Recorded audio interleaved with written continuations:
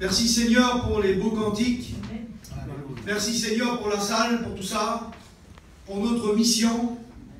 Mais je veux vous dire quelque chose ce soir, il y a plus. Il y a plus que les cantiques, il y a plus qu'un pasteur, qu'un prédicateur, il y a plus que la mission vie lumière, il y a Jésus. Amen. Il y a le Christ. Et puis, il y a un texte de la parole de Dieu qui est merveilleux qui dit « Approchez-vous avec assurance du trône de la grâce. » Tu as un grand privilège ce soir, tu as un privilège terrible qu'aucun président du monde, il a peut-être encore aujourd'hui, parce que s'il n'a pas Jésus, s'il n'a pas le Seigneur, il ne peut pas s'approcher du trône de la grâce. Mais lorsqu'on a accepté Jésus, on s'approche du trône de la grâce là, et il y a des choses puissantes qui se passent. Et on va le voir ensemble ce soir. Vous voulez qu'on le voie ensemble? Amen. On va prier alors si vous voulez. On va tous tomber les fronts, on va prier le Seigneur. Et je vais demander à mon frère serviteur de Dieu, Michel, il va prier le Seigneur. Seigneur, c'est un mon serviteur devant toi. Je te prie, Seigneur mon Dieu, ce soir, de le remplir du Saint-Esprit, Seigneur. De permettre qu'il apporte, Seigneur mon Dieu, le message que tu as mis dans son cœur, dans toute la liberté, Seigneur. Je te prie pour ton peuple ce soir. Je te prie de disposer nos cœurs. Je te prie que ta parole, Seigneur mon Dieu, nous voulons nous approcher du trône de la grâce. Pour que, Seigneur, tu viennes nous bénir ce soir. Pour que tu viennes consoler nos cœurs. Et pour que tu viennes réveiller nos âmes, Seigneur. Dans le nom de Jésus. Amen. Amen. Amen. Je suis rentré dans la salle ce soir. Et puis mes yeux sont portés sur le verset à droite là. Garde-toi d'oublier l'Éternel. Parce que c'est possible, mes frères et sœurs. À cause des problèmes, des difficultés, à cause de la maladie, du deuil, des soucis, des situations où on se trouve, et bien souvent, il nous arrive d'oublier. Et puis on n'arrive plus, on oublie de prier, on oublie de lire la Bible. Et puis on se retrouve dans un gouffre spirituellement. On n'arrive plus à lever la voix devant Dieu. Et puis on est en charpie, on est en miettes. Et puis on continue à aller à l'église parce que malgré tout, on est baptisé. Malgré tout, on est des chrétiens. Et puis, qu'est-ce qu'il va dire le pasteur? Alors on continue à y aller, malgré nos problèmes et nos difficultés. On va à l'église. Et puis on a passé tellement de soucis avec nos enfants, avec nos parents, soucis d'argent, soucis de problèmes de famille. Alors on continue à aller à l'église, mais on a oublié Dieu. On a oublié Jésus. Puis on est là, on vient à la réunion parce qu'on est baptisé, alors on prend la Sainte Seine. Puis on écoute les prédications, jour après jour, semaine après semaine, mois après mois. Et puis on arrive dans une vie monotone, une vie où il n'y a plus rien, une vie où on est juste un homme, une femme qui est là à la réunion, assis sur une chaise et puis qui écoute le pasteur, mais il n'y a plus rien qui touche nos cœurs. Parce qu'il semble qu'on est loin de Dieu. Mais le texte de la parole, il te le dit ce soir, approche-toi. Approche-toi avec assurance du trône de la grâce. Parce que Dieu a encore quelque chose pour toi. Même si toi, tu as peut-être oublié peut-être le Seigneur. La Bible dit que Dieu n'est pas injuste pour oublier. Le Seigneur, il ne t'a pas oublié. La prière que tu as fait il y a peut-être 15 ans, 20 ans, pour tes enfants, tu l'as oublié, toi. La larme que tu as pleuré il y a 10 ans, par le problème qui est arrivé, tu as pleuré, toi, tu l'as oublié, la larme. Elle a tombé par terre, la larme. Mais la Bible dit dans les psaumes que l'Éternel, il recueille tes larmes dans un vase.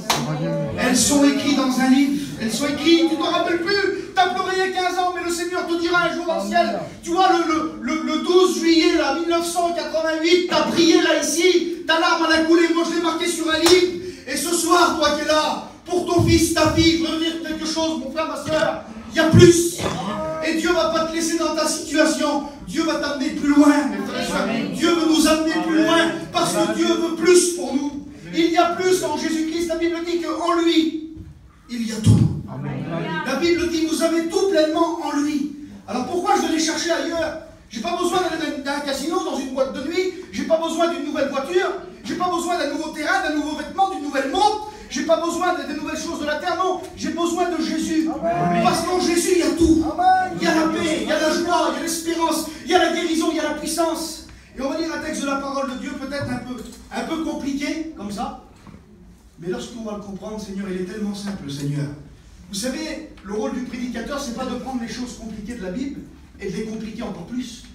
Le rôle du pasteur, c'est de prendre un texte que, pour le peuple qui est un peu compliqué, le rendre simple, c'est le Saint-Esprit. Parce que le Saint-Esprit, mes frères et sœurs, il rend les choses simples. Le Saint-Esprit, il est là pour nous simplifier la vie. Vous savez, il y a des gens, ils compliquent la vie chrétienne. Ils la compliquent, devant Dieu. Hein. Et Zinda, des fois il y a des gens qui ont du mal à marcher avec Jésus, et puis il y en a qui viennent là, ils leur mettent tellement de fardeaux, et de fardeaux, et de fardeaux, ils ne peuvent plus marcher. Mais le Seigneur Jésus, lui, quand il met quelque chose dans un cœur, vous savez, on parle souvent de la sanctification, mais la sanctification c'est facile quand on est converti. Quand on est nouveau, c'est une joie de se sanctifier. C'est une joie. Ils sont vrai que c'est difficile, on dit, ah, il faut se sanctifier, là, c'est dur. Non, quand on est chrétien, c'est facile. Amen. Parce qu'on est poussé par l'amour de Dieu. Parce qu'on est poussé par le Saint-Esprit. Vous comprenez ça? Parce que Dieu est avec nous. Bien sûr que si tu es tout seul, sans Jésus, sans le Saint-Esprit, sans Dieu, c'est très dur. C'est très dur de se sanctifier. C'est très dur de mener une vie sainte, tout seul. Tu peux pas. Impossible. Essaye de rester en dessous l'eau, toi, sans respirer, tu vas mourir, tu vas te noyer. Mais si je te mets une bouteille de gaz, vous avez vu comme ils ont les plongeurs, tu vas te dire. Pourquoi? Parce que tu vas avoir l'air nécessaire. Le Saint-Esprit, il nous donne l'air pour marcher avec Jésus. Alors on va lire le texte de la parole ensemble, Apocalypse chapitre 4 et verset 5. La Bible dit, du trône sortent des éclairs, des voix et des coups de tonnerre. Devant le trône brûlent 7 lampes ardentes qui sont les 7 esprits de Dieu. Il y a encore devant le trône comme une mer de verre semblable à du cristal. Au milieu du trône et autour du trône, il y a 4 êtres vivants remplis des yeux, devant et derrière. Le premier être vivant est semblable à un lion, le deuxième être vivant est semblable à un veau, le troisième être vivant est semblable à un homme, et le quatrième être vivant est semblable à un aigle qui vole. Les 4 êtres vivants ont chacun 6 ailes et sont remplis Dieu tout autour et au-dedans. Et ils ne cessent de dire jour et nuit, Saint, Saint, Saint est le Seigneur, Dieu le Tout-Puissant, qui était, qui est et qui vient. Amen. Eh bien, c'est quoi cette histoire-là? C'est Jean qui a une vision du ciel. L'apôtre Jean est en prière là, dans l'île de Patmos, et d'un seul coup, il a une vision, bam! Et devant lui, qu'est-ce qu'il voit? Il voit le ciel, il a une vision du ciel, il voit le trône de Dieu, il voit des anges qui sont là, 4 êtres vivants en train d'adorer le trône, en train d'adorer, puis il voit des choses. Et puis je me suis posé une question, parce que je lis aussi un peu la Bible. Dans Ésaïe chapitre 6, 800 ans avant, Ésaïe va avoir la même vision. Il va voir aussi le trône de Dieu, pareil que Jean, 800 ans avant, c'était tous les deux des prophètes. Un prophète de l'Ancien Testament, un prophète du Nouveau Testament. Ils voyaient tous les deux une vision, mais Ésaïe, lui, il voit les êtres vivants, mais la Bible dit, ils ont chacun 6 ailes, mais ils se cachent les yeux, les mains et les pieds. C'est-à-dire que Ésaïe, lui, il ne voit pas le visage. Il ne voit pas que c'est un visage de lion, il ne voit pas que c'est un visage d'homme, il ne voit pas tout ça, lui. Pourquoi? Parce que c'est caché à ses yeux. Parce que c'est pas pour lui, ça ne concerne pas lui, c'est pour les temps futurs, ça ne concerne pas Ésaïe, ça concernait les temps apostoliques, le temps des apôtres. Vous savez, des fois, il y a des choses qu'on veut comprendre, nous. Mais ça ne nous regarde pas. On essaye de chercher des choses qui ne nous regardent pas. Et Dieu révèle les choses à qui il veut, au moment où il veut. Vous comprenez ça? Ésaïe, lui, il a prophétisé sur la venue du Messie. Mais à ce moment-là, il y avait des choses ça ne servait à rien qu'il comprenne. Il voyait les 4 êtres vivants, mais il voyait, voilà, il se cachait le visage. Parce que c'était caché à ses yeux. Et il ne faut surtout pas essayer de chercher ce que Dieu ne veut pas qu'on découvre. Vous savez, on est fort, nous, pour chercher les choses. On aime bien. Et puis, bien souvent, on veut chercher les choses qui ne nous regardent pas. C'est vrai ou c'est pas vrai? On essaye de fouiller des fois dans la vie des autres. Mais si on s'examinait à nous-mêmes, mes frères et sœurs, et lorsque Ésaïe a vu ça dans l'Ancien Testament, il dit, Seigneur, je suis un homme dont les lèvres sont impures. Il s'aperçoit, parce que vous savez, quand on s'approche du trône de Dieu, mes frères et sœurs, on voit qu'on est sale. On voit qu'on n'est pas beau. Vous savez, quelqu'un qui s'approche du Seigneur, il se verra toujours pas terrible. Celui-là qui dit, je suis le plus beau, je suis le plus fort, super chrétien, il est très très loin de Dieu. Très très loin de Dieu. Mais lorsqu'on s'approche par le Saint-Esprit de Dieu, de son trône, de sa présence, on s'aperçoit qu'on n'est rien. Et Ésaïe le dit. Il dit, Seigneur, je suis un homme dont les lèvres sont impures. Et la Bible dit que les séraphins, les anges, vous savez ce qu'ils vont faire? Ils vont aller prendre une pierre sur l'autel et ils vont toucher la bouche d'Ésaïe. Et ils vont dire, vois, ceci a touché tes lèvres, tu es purifié. Mais c'est quoi la petite pierre qu'ils ont pris, les anges, là? C'est quoi? La pierre, là, qui c'est qui a appelé la pierre? Jésus. Amen. Qui c'est qui peut ôter le péché? Jésus. C'est une représentation de Jésus, là. Et là, les anges du ciel, écoutez bien, les anges du ciel, dit la Bible, Isaïe chapitre 6, les anges du ciel vont prendre la pierre ardente sur l'autel avec des pincettes. Comme un diamant. Avec des pincettes. Et puis nous, des fois, on prend la vie chrétienne, excusez-moi, à la peine. On prend la vie chrétienne comme si c'était, excusez-moi, on va à la réunion comme si on irait à McDonald's. Les anges du ciel qui crient jour et nuit, Saint, Saint, Saint l'Éternel, ils touchent la pierre ardente, le Christ avec des pincettes. Et nous, des fois, on fait tout et n'importe quoi. Prenons exemple sur le ciel, mes frères et sœurs. Arrêtons de prendre exemple sur les hommes, on sera bien déçus. Prenons l'exemple sur le ciel. Et la Bible dit, donc on revient dans le Nouveau Testament, là, et on voit, donc, il voit ça, Jean. Et Jean, il dit ça. Il dit du trône. Et le trône, c'est quoi le trône? Il y a qui sur le trône? Il y a Dieu le Père, il y a Jésus, il y a le Saint-Esprit, on va le voir ensemble. Parce que toi, tu es là ce soir, tu n'es pas terrible, tu es comme moi. Mais tu as un grand privilège, je l'ai dit. Tu as le privilège de t'approcher du trône de la grâce. Amen. Mais où dans quand à la réunion? À la réunion, tu peux t'approcher du trône de la grâce. Dans ton auto le matin, quand tu vas chiner, tu peux t'approcher du trône de la grâce. Quand tu es dans ton camping, ma soeur, que tout va mal, que tu es fatigué, que tu es petit, tu peux aussi te mettre de côté, mettre ton foulard et t'approcher du trône de la grâce. Tu peux t'approcher du trône de la grâce en prison. Tu peux t'approcher du trône de la grâce dans un hôpital quand tu es malade. Il n'y a pas un endroit sur la terre où est-ce qu'on ne peut pas s'approcher du trône de la grâce. Et lorsqu'un chrétien, lorsqu'une chrétienne, elle prend la décision de dire « J'en ai assez de ma petite vie monotone, ma petite vie de 3 réunions la semaine là. Je veux plus. Je veux m'approcher du trône de la grâce. Je veux commencer à me mettre à genoux. Je veux commencer à venir devant le Seigneur, à dire Seigneur, je veux plus de toi. » Et puis Dieu le voit du haut de son ciel. Et la Bible dit que comme Jean va s'approcher du trône, il parle. Il dit je veux m'approcher du trône, je vais devant le trône. Et il dit du trône, il sortait des éclairs. Des éclairs. Et vous savez, une éclair, ça fait 40 millions de volts de puissance. Je vais vous dire quelque chose, mes frères et sœurs, ce soir. Dans le trône de Dieu, dans la présence de Dieu, il y a de la puissance. Il y a de la puissance pour ta vie. Il y a de la puissance pour tes enfants. Il y a de la puissance pour ton ministère quand tu prêches l'évangile. Il y a de la puissance pour ton message. Vous savez, lorsqu'on est branché, lorsqu'on est bien branché, ceux qui connaissent un peu EDF, vous savez, cet été on était en mission avec Jordan, là, et on était 200 caravanes. On avait fait 2 lignes. On avait fait une ligne à gauche et une ligne à droite. On avait branché 100 caravanes sur une ligne et on avait branché 100 caravanes sur l'autre ligne. Alors il y avait une ligne, elle était bien branchée. Elle marchait terrible. Les clim, ils marchaient terrible. Les frigidaires, ils marchaient terrible. Tout le monde était content. Il y avait les clim, il faisait chaud, tout le monde était heureux. Mais lorsqu'on allait de l'autre côté de la place, là, le branchement était mal fait. Là-bas, ça rongeait. Les clim, ils ne marchaient pas. Il y avait du murmure, ça n'allait pas. Parce qu'ils étaient mal branchés. Vous savez pourquoi il y a des chrétiens qui murmurent, il y a des chrétiens qui ronchonnent, il y a des chrétiens qui sont toujours découragés parce qu'ils sont mal branchés. Mais ce soir, alléluia, on a le plus grand agent EDF qu'il y a, il s'appelle le Saint-Esprit. Et puis lui, il est capable, alléluia. Tu dis Seigneur, moi je ne peux pas, j'arrive pas, moi je ne connais pas le courant du ciel, je ne le connais pas, je ne connais pas toute la doctrine, moi Seigneur, je ne sais pas comment faire, alors tiens, vas-y, fais-le. Et Dieu va le faire ce soir.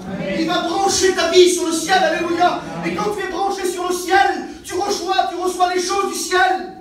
Pourquoi tu es malheureux? Parce que tu es branché sur la télévision, tu es branché sur The Voice, tu es branché sur Kenji Girac, tu es branché sur les choses de la terre. C'est pour ça que tu es malheureux comme les pierres.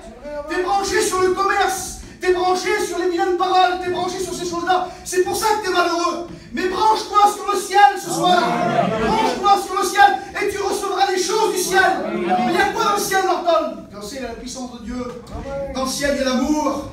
Dans le ciel, il y a la paix, il y a la joie, il y a l'espérance. Dans le ciel, il y a la satisfaction. Et Jean est là. Il dit du trône sortent des éclairs. Quelle puissance. Et ça, c'est la puissance de Dieu visible. Tu le vois, l'éclair. J'ai vu l'éclair. Vous avez vu une éclair? Il fait nuit noire. Et d'un seul coup, il y a une éclair là. Bam, bam. Tu vois tout, tu as vu comme en plein jour. Ça dure une fraction de seconde. Puis dans la vie chrétienne, des fois, quand il y a des moments de ténèbres, le Seigneur permet que sa puissance il nous éclaire. Et il nous montre les choses qu'on a besoin de voir. Alléluia. Amen. Alors il sort que pas ça, il sort pas que ça du trône, la Bible dit, il sort aussi des voix. Ah oui, hein, frère. Parce que quand on s'approche du trône de la grâce, on écoute des voix. Il est fou celui-là, il écoute des voix. C'est vrai ou quoi? On dit, elle est folle, elle écoute des voix. Oui, j'écoute des voix, mais la voix de qui? La voix du Père, la voix du Fils, la voix du Saint-Esprit. L'écoute des voix. Oui, quand on s'approche de Dieu, Dieu nous parle.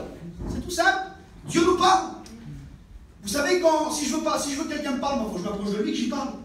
Il y a des chrétiens, Dieu ne leur parle jamais. Parce qu'ils ne s'approchent jamais de Dieu. Et puis Dieu m'a parlé il y a quelques temps, je vous explique ce qu'il m'a dit. Amen, vous voulez? Je prends mon temps, hier j'ai prêché 5 minutes. me rattrape là. Alors au Seigneur, il me dit, ah oui, t'as pas prêché quoi, qu'est-ce que t'as eu? Mais je vais pas être long, gloire à Dieu.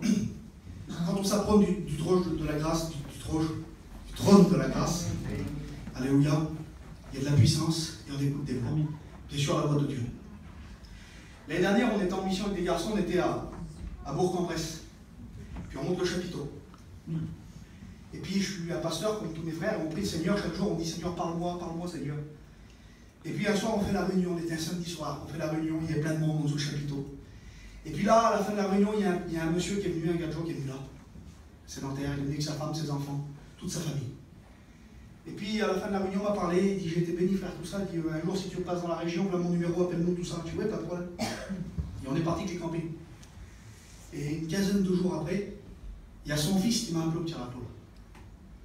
Il dit allô Norton, il dit tu te rappelles de nous, on était venus à Bourg-en-Bresse comme ça à la réunion. Je dis oui, je me souviens.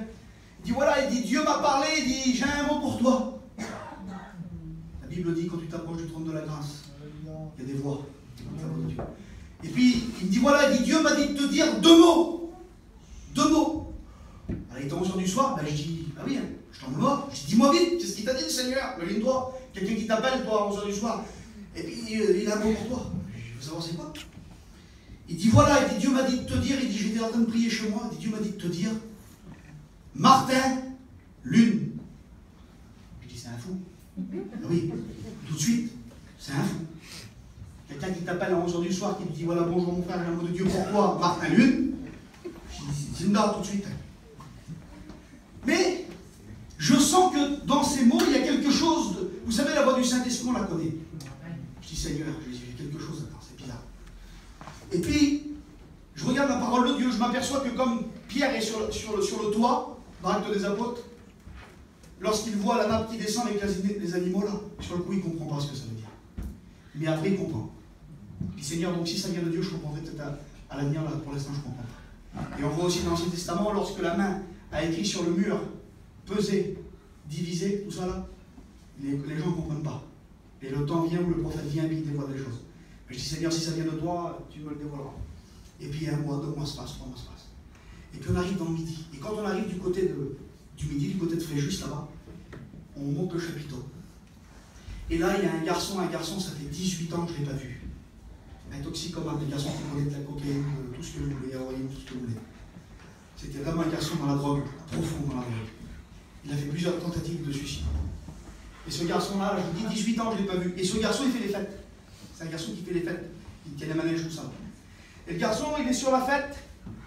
Il était prendre un sandwich, il est en train de marcher comme ça. Et lorsqu'il est en train de marcher, d'un seul coup, en pleine journée, il a une vision. Il voit quelque chose. Une fraction de seconde. Une éclair. Il voit quelque chose. Il se voit à genoux par terre dans une réunion. Il n'a jamais mis un pied dans une réunion. Il se voit à genoux par terre dans une réunion. Et il me voit à moi comme ça avec une Bible dans la main quand il a posé les mains.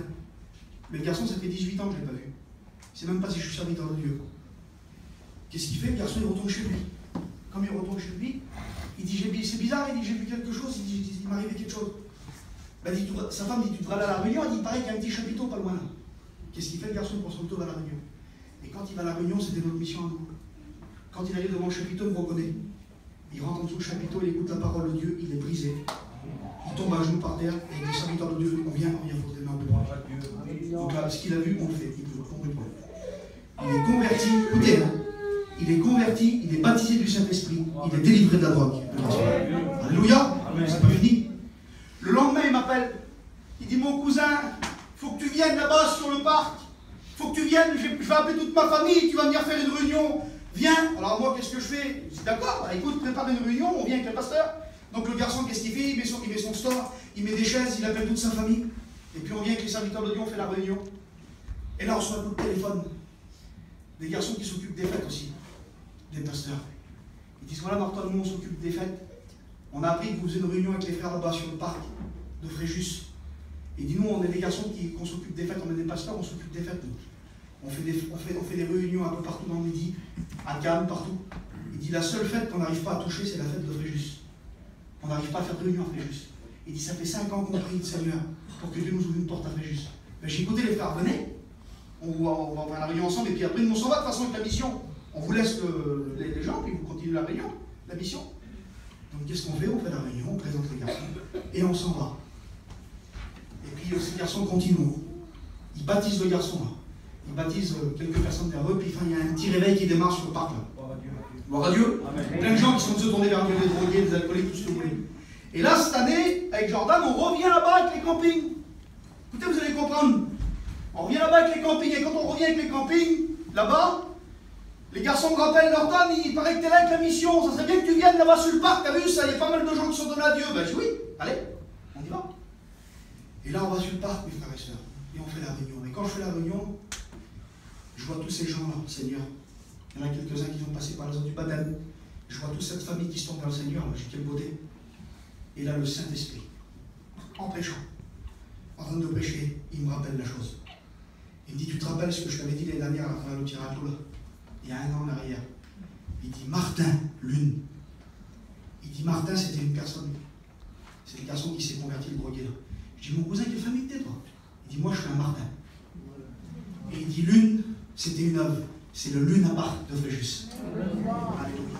Le Seigneur, a 1 an avant, 8 mois avant, il nous avait prévenu que les serviteurs de Dieu, parce que quand on se tient à la brèche, Dieu nous parle, alléluia. Dieu nous envoie des messages du ciel, alléluia. Mes frères et sœurs, je vous appelle, moi, serviteur de Dieu, puis nous, les serviteurs de Dieu, on appelle l'Église dans cette dernière temps, à se tenir devant le trône de Dieu pour recevoir des messages du ciel, alléluia. Pour recevoir des messages du ciel, alléluia. Jean, il voit des éclairs, il écoute des voix, il écoute la voix de Dieu. Un jour, Dieu aussi a parlé à ma mère. Ma mère, j'y ai fait les 1000 misères. Les 1000 misères, j'ai fait les 1000 misères, je me suis drogué à l'âge de 12 ans. Je fumais le joint. Après, j'ai pris la cocaïne, ecstasy. J'étais un drogué, je faisais 60 kilos, j'avais les cheveux tombés ici. Mon père était en prison. Une famille brisée, mes parents, ça faisait 10 ans qu'ils étaient divorcés. Une vie brisée. Et puis ma mère, Seigneur Jésus, un jour, elle a pris la décision. Elle a dit, j'en ai marre de la réunion comme ça, là. Puis il n'y a rien qui se passe. Elle a dit, je vais commencer à me tenir devant le trône de Dieu. Et elle a commencé à venir le dimanche, un dimanche sur 2, puis après tous les dimanches, elle jeûnait. Tous les dimanches, après 3 fois par semaine. Et elle priait, et elle jeûnait, et elle priait, et elle jeûnait. Et elle allait visiter les chrétiens, elle lisait la Bible, elle dit, Seigneur, je veux la victoire, je veux la victoire, je veux la victoire, je veux la victoire. Et puis un jour, Dieu lui a parlé dans la Bible. La voix de Dieu s'est révélée. Dieu lui a dit, quitte ton pays, quitte ta famille, et va dans le pays que je te montrerai. Ça faisait 5 ans qu'elle quittait pas ses parents. Elle était divorcée, mon père était en prison. Et puis elle va dire, mon fils, on s'en va. On va enlever les béquilles là. On enlève les campings, on part en mission, 800 km. On n'avait pas d'argent, on avait 500 000 à l'époque. Moi, je lui montre le camping. Maison qui sort dehors. Mon patron à l'époque, ma grand-mère. Tu vas où? A dit, Dieu m'a parlé, je m'en vais en mission. Mais où? À 800 km, t'es folle? Mais t'es folle, tu vas partir avec ton petit. C'est un drogué. J'avais 20 ans à l'époque. Tes fils, c'est des drogués, t'as pas d'argent, ton mari est en prison, t'es folle? A dit, le diable a détruit mon foyer. Et aujourd'hui, il veut détruire mes enfants. Mais moi, je ne le laisserai pas faire. Je ne le laisserai pas faire. Et puis elle est partie, on arrive en mission, 15 jours après, on arrive en mission. Et quand on arrive dans la mission, c'était à La Rochelle, le 27 juillet. Et puis ce soir-là, j'ai mis le pied en dessous le chapiteau, j'avais 20 ans. Et quand j'ai mis le pied en dessous le chapiteau, c'était un chapiteau tout simple, bleu et blanc, tout simple, avec une trentaine de personnes en dessous. Mais ça faisait des années que ma mère intercédait. Et là, du haut de son ciel, Dieu est en train de préparer toute sa puissance qu'il allait manifester dans ma vie. Et là, quand j'ai mis le pied en dessous le chapiteau, Jordan, la présence de Dieu est tombée là. Et j'ai été instantanément délivré de la drogue, délivré du tabac. Dieu, j'ai rencontré Jésus, Seigneur. J'ai rencontré le Christ. Amen. Et puis vous savez, quand ma mère est partie de Paris, sa pauvre mère à l'époque, elle est morte maintenant, elle a dit, ton fils, jamais il se convertira. Elle a dit, si lui il se convertit, moi je m'arrache l'œil et je le mange. Devant Dieu. Elle a fait un serment. Elle a dit, moi je prends l'œil, là je l'arrache et je le mange, il ne se convertira jamais. Et puis 15 jours après, je m'avais converti. Et je me suis baptisé, je dis Seigneur, je veux me baptiser. Alors, bien sûr, il y avait les pasteurs qui étaient là. Je cours sur les pasteurs, je sais quand il y a des baptêmes, demain. Je dis demain, il faut me plonger absolument. Hein. Je me plonge demain, il faut me baptiser demain. Et puis je suis rentré dans les baptêmes. Et je me suis fait baptiser. Alors j'avais un peu honte, j'avais un peu large, j'avais les cheveux tombés là. J'avais attaché d'ailleurs comme ça. Puis j'avais été un pasteur avant, j'avais dit frère, je ne peux pas me baptiser, pas innocent. Hein. Pourquoi frère? Regarde les cheveux que j'ai, ça va pas, quelle honte. Mais il dit, vas-y donc, baptise-toi donc. On dit, des Allemands, ils avaient été rasés, ils avaient le diable. Ça veut rien dire ça. Baptise-toi comme ça, tu couperas les cheveux après. Et puis non, je me suis baptisé. Et là, je dis Seigneur, parce que j'ai un petit frère qui est 3 ans plus jeune que moi. Je dis Seigneur, tu vois mon jeune frère qui est là dans la réunion, Barodel, touche-le. Qu'il puisse ressentir aussi ta puissance. Il est habillé en noir, il avait les cigarettes là, il avait les clés dans la poche de la voiture. Il avait prévu d'aller en boîte de nuit le même soir, il avait 18 ans. Je dis Seigneur, touche-le. Et puis là, dans les baptêmes, la présence de Dieu est tombée sur lui. Et il s'est baptisé le même soir. Habillé en noir, il n'était même pas habillé en blanc, il est habillé en noir. Aujourd'hui, c'est un prédicateur. Et puis ma mère, vous savez ce qu'elle a fait? Elle a appelé Paris. Elle a appelé sa mère, elle a dit maman, j'ai une bonne nouvelle. Qu'est-ce qu'il y a, ma fille? Tu peux te manger les 2 yeux. Elle dit parce que mes 2 garçons sont convertis. Je ne sais pas ce que tu as demandé à Dieu ce soir. Je ne sais pas ce que tu attends de Dieu, ma soeur, pour ton mari, pour tes enfants. Mais Dieu ne bénit pas qu'une fois. Il bénit 2 fois. On a un Dieu qui donne une double part. Mais est-ce qu'il faut se tenir devant le trône, mes frères et sœurs? Il faut venir jeûner quand il y a un jeûne, il faut venir prier, il faut intercéder, il faut éteindre la télé, il faut ouvrir la Bible. Eh oui. Alors il faut se tenir devant le trône. Et devant le trône, la Bible dit, devant le trône, il y a des éclairs, puissance visible de Dieu. Il y a des voix, qu'on écoute la voix de Dieu. Pourquoi des voix? Bien sûr, je l'ai dit, le Père, le Fils et le Saint-Esprit, bien sûr. Et il y a aussi du tonnerre, puissance invisible de Dieu. Le tonnerre, tu l'écoutes, mais tu ne le vois pas. L'éclair, tu la vois, le tonnerre, tu ne le vois pas. Ça, c'est la puissance invisible de Dieu. Parce que la puissance invisible de Dieu, elle agit dans nos vies. On ne l'a même pas vu, nous. On roule avec l'auto, on n'a rien vu du tout. T'as rien vu, toi. T'as grillé le feu rouge, t'as rien vu. Tu ne sais pas que le Saint-Esprit t'a gardé depuis que tu serais mort.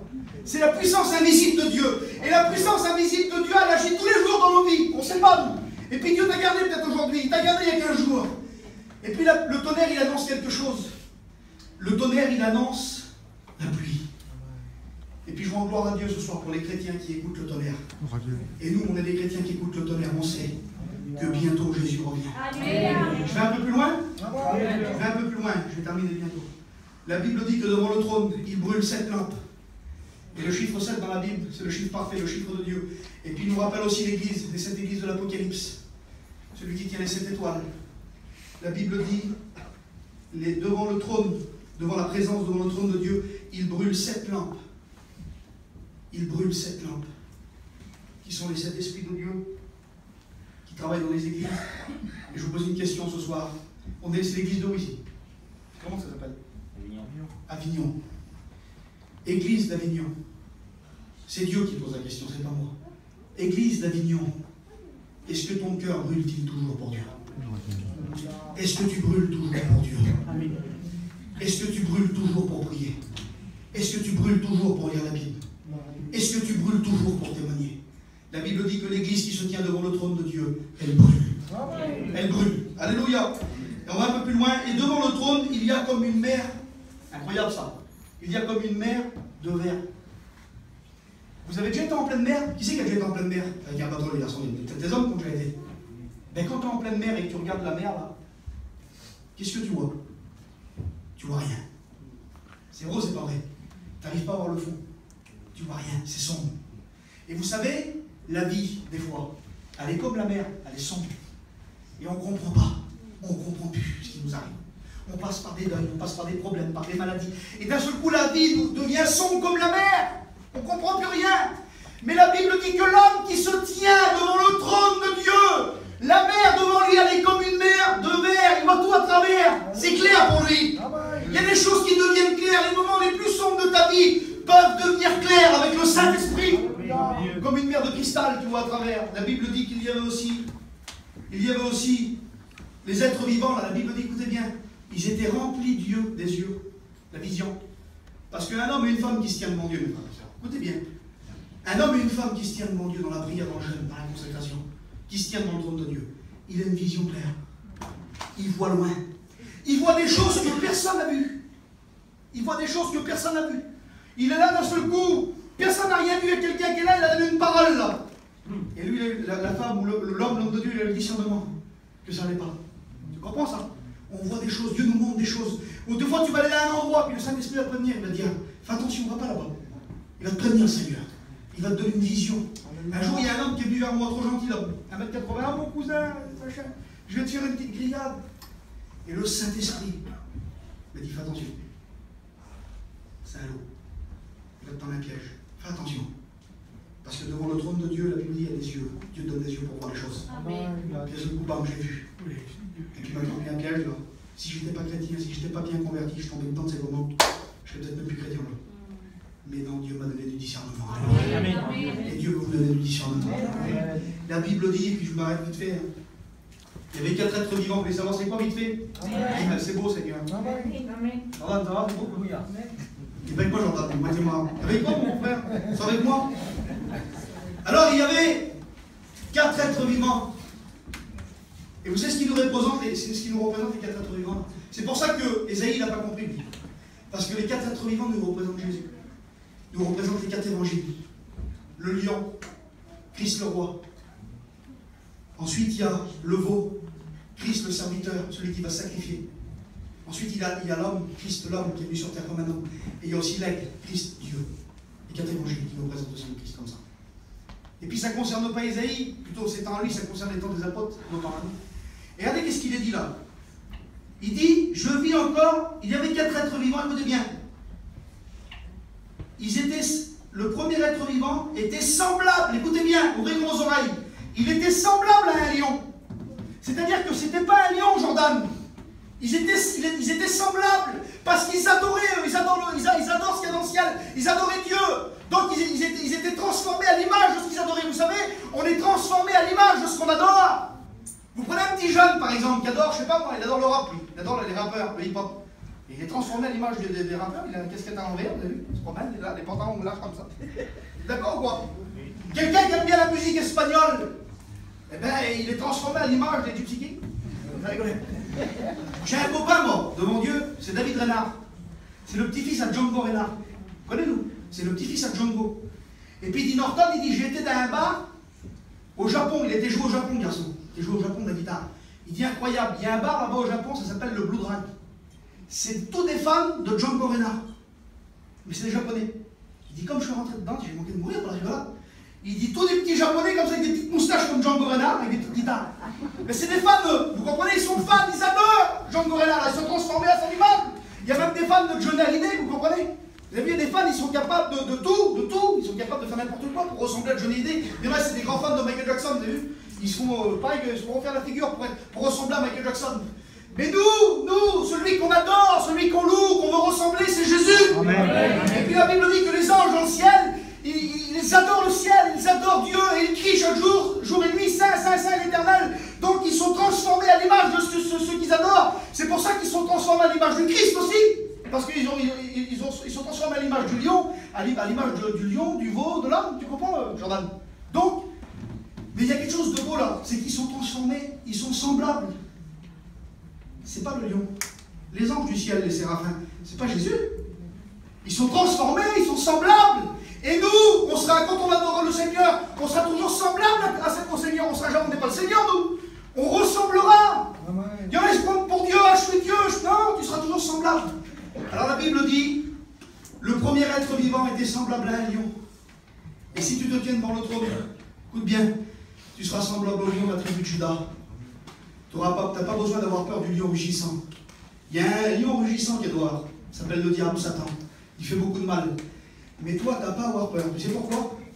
Parce que tu es transformé à l'image du lion de la tribu de Juda. Et puis c'est le lion, il a peur de toi l'autre soir. Parce que tu es transformé à l'image du Christ. Tu es transformé à l'image du lion de la tribu de Juda. Mais pas seulement. La Bible dit, quand tu adores le Seigneur au ciel, là, comme les anges du ciel, le deuxième être vivant était semblable à un veau. Un veau. Le sacrifice. Le veau, c'était ce qu'on le sacrifiait au temple. Il y a certaines traductions qui disent aussi le taureau. Vous savez, un chrétien, il doit sacrifier sa vie pour Jésus. Amen. Je ne sais pas comment tu t'appelles. Je ne sais pas si tu t'appelles Antonio, si tu t'appelles Barbara, si tu t'appelles Cynthia, je ne sais pas, moi je m'appelle Norton. Mais je vais vous dire quelque chose, c'est que Norton, moi, c'est mon désir, je veux le offrir en sacrifice. Il faut que Norton y meure. Il faut que l'homme de Dieu, vous comprenez? Donc on est semblable au veau, on sacrifie nos vies. Le troisième être vivant est semblable à un homme. Écoutez bien. Jésus a été un homme. Vous êtes d'accord avec moi? Amen. La Bible dit, Philippiens 2,5, écoutez bien. Il n'a pas regardé son égalité avec Dieu, mais il s'est dépouillé lui-même. C'est lui-même qui s'est dépouillé. Pourquoi? Parce qu'aucun autre n'aurait pu le dépouiller. Il n'y a que lui qui pouvait le faire. Il s'est dépouillé lui-même. Il Il s'est dépouillé lui-même en prenant la forme d'un serviteur. La Bible dit il est venu comme un vrai homme. Comme un vrai homme. Pas comme un homme moitié homme et puis moitié un Superman, non. Il est venu comme un vrai homme. Il était pleinement homme et pleinement Dieu. Aucun problème, il était Dieu. Mais dans sa venue sur terre, il était homme. Il a souffert en toutes choses. Et puis il a souffert, il a fait mourir de la chair. Vous savez ce qu'il a fait, le Seigneur, une grande victoire de Jésus? Je vous explique ça vite fait, vous allez comprendre ça, c'est merveilleux. Une grande victoire de Jésus, bien souvent on parle de la croix, mais c'est l'apothéose, la croix. C'est la plus grande des victoires qu'il a eu, le Seigneur. Mais ce qu'il faut savoir, c'est qu'avant de mourir sur la croix, le Seigneur, qu'est-ce qu'il a fait pendant 33 ans? Pendant 33 ans, il a vécu dans un corps humain. La Bible dit qu'il a été tenté en toutes choses. Toutes les tentations que tu as eues, il les a eues. Et la Bible dit qu'il n'a jamais péché. Le corps, là, il l'a traîné. La Bible dit qu'il a crucifié la chair avec ses passions. Alléluia. La chair qui te fait du mal, là, tous les jours, il l'a pris, le Seigneur, il l'a traîné jusqu'à la croix du calvaire. Et il l'a planté à la croix du calvaire. Alléluia. C'est ça la victoire. Mais il n'est pas resté sur la croix. Le troisième jour, la Bible dit qu'il a ressuscité. Alors il était homme. Il était homme, il recevait de la puissance de son Père. C'est pour ça qu'il priait Jésus. Écoutez bien. C'est pour ça qu'il priait Jésus. Jésus avait besoin de prier. Jésus avait besoin de prier dans un corps humain. Alors si Jésus avait besoin de prier, lui qui était fils de Dieu, tu crois que toi, tu n'as pas besoin de prier, chrétien d'Avignon? Tu as besoin de prier pour recevoir la puissance du ciel. Et les disciples avaient bien compris. Mes frères, les disciples avaient bien compris. Vous savez, les disciples, ils ont vu Jésus marcher sur l'eau. Ils ont vu Jésus faire des miracles terribles. Ils ont vu Jésus guérir les malades. Ils ont vu Jésus ressusciter les morts. Et un jour, ils ont fait une demande à Jésus. Ils n'ont pas dit, Seigneur, apprends-nous à marcher sur l'eau. Ils n'ont pas dit, Seigneur, apprends-nous à ressusciter les morts. Ils ont dit, Seigneur, apprends-nous à prier. Parce qu'ils ont compris que dans la prière de Jésus, il y avait la puissance du ciel. Quand un chrétien se tient devant Dieu dans la prière, quand un chrétien sait prier, il reçoit la puissance du ciel. Donc Jésus était homme. Écoutez bien, Jésus était homme, mais il a manifesté toute la puissance de Dieu. Tu es homme, tu es femme, mais tu peux manifester la puissance de Dieu dans ta vie si tu passes du temps avec le Seigneur. Si tu passes du temps branché sur le ciel. Alléluia. Et le dernier point, il dit, il y avait aussi le quatrième, être vivant était semblable à un aigle. Et ça, c'est la divinité. Et vous savez, l'aigle, il a quelque chose de particulier. L'aigle, à l'âge de 30 ans, un aigle, ça vit 70 ans, un aigle. Et à l'âge de 30 ans, il faut qu'il fasse quelque chose. Parce que les ailes, elles deviennent lourdes. Il devient vieux. Et puis, avec son bec, il n'arrive plus à manger. Et il dépérit. Il commence à mourir tout doucement. Et il y a quelque chose qui s'appelle la résurrection de l'aigle. Vous regardez ça, ça existe. Vous savez ce qu'il fait? Il se tape contre un rocher. Vous savez, bien souvent, c'est bon de venir à la réunion. Puis que la prédication nous fait du mal. On tape, on casse. C'est bon. Parce que ça nous fait repartir de nouveau. Amen. Et puis, il se casse le bec. Et à cause qu'il se casse le bec, là, il repousse un bec tout neuf. Et après, il s'arrache les ongles. Et à cause qu'il s'arrache les ongles, après, il s'arrache les plumes. Et puis, il y a des plumes tout neuves qui repoussent. Et à cause de ça, il peut vivre jusqu'à 70 ans. Alors, tu sais, des fois, il est bon de venir un petit peu à la réunion et dire, même si ça me fait du mal, allez voir la parole. Amen. Et puis, on est transformé à l'image du Christ. Et le dernier moment, le dernier point, écoutez bien. Les 4 êtres vivants ont chacun, écoutez bien, ont chacun 6 ailes. Donc, tout le monde ce soir-là, tous les gens sans exception dans la salle. C'est possible que Dieu me donne des ailes? Parce que des ailes, ça sert à quoi les faire? Ça sert à voler. Dieu veut que tu voles spirituellement. Tu as vu des fois, tu sors du culte, tu as reçu un message dans ton cœur, mon Dieu, tu voles. Tu n'as même plus envie de manger, tu n'as même plus envie de rien faire, tu as juste envie de prier. Tu voles. Mais il donne des ailes, le Seigneur, au lion. Mais un lion, ça ne vole pas, un lion. Un homme, ça ne vole pas. Un aigle, d'accord, un aigle, ça vole. Mais la Bible dit que Dieu donne des ailes à tous les êtres vivants qui sont là. Au lion, au veau, à l'homme. Dieu donne des ailes. Alors ce soir, peut-être que tu dis, c'est normal qu'un aigle, ça vole. Peut-être que tu dis, ah, c'est normal que l'autre, le pasteur, il est béni, lui c'est un pasteur. Mais c'est normal, il est béni, le pasteur, il est tout fait rentrer dans la réunion. Et l'autre là-bas, il ne peut pas être béni, elle ne peut pas être bénie. C'est un lion, elle est dure. Mais Dieu donne des ailes aussi. Amen. Dieu donne des ailes à qui s'approche de lui. Amen. Mais Dieu ne regarde pas si tu es un gitane, si tu es un monge, si tu es un cycliste, si tu es un voyageur, si tu es un homme ou une femme. Dieu donne des ailes. Amen. Alléluia, et le dernier point. Et il ne cesse, mes frères et sœurs, c'est pour ça qu'il ne faut pas arrêter. Et il ne cesse jour et nuit de dire Saint, Saint, Saint est l'Éternel. Je vous pose une petite question tout simple. Pourquoi les anges du ciel disent Saint, Saint, Saint est l'Éternel? Pourquoi 3 fois Saint? Bien souvent on disait, vous savez, Dieu est 3 fois Saint. Si on dit que Dieu est 3 fois saint, on limite la sainteté de Dieu. On dit que juste Dieu est 3 fois saint. Non. C'est pourquoi ils disent ça, les anges du ciel. Parce que Dieu est saint, le Père, le Fils est saint, et le Saint-Esprit. Amen. C'est la divinité. Alléluia. Vous l'avez compris, le Seigneur, et je demande à Jordan qui rechante son cantique. Et dans la liberté ce soir, dans la liberté devant Dieu, je le dis à qui veut le faire, Seigneur, avec la liberté de mes frères qui sont là, des prédicateurs. On va chanter un cantique spirituel. Et s'il y a une sœur, un frère, qui voudrait ce soir se lever et bien devant dire Seigneur, je viens devant ton trône. J'ai pas honte. Ce soir, je ne reste pas assis sur ma chaise. Je viens devant et je lève les mains devant toi, Seigneur, et je prie. Parce que je veux être béni ce soir. J'ai pas honte. Alléluia.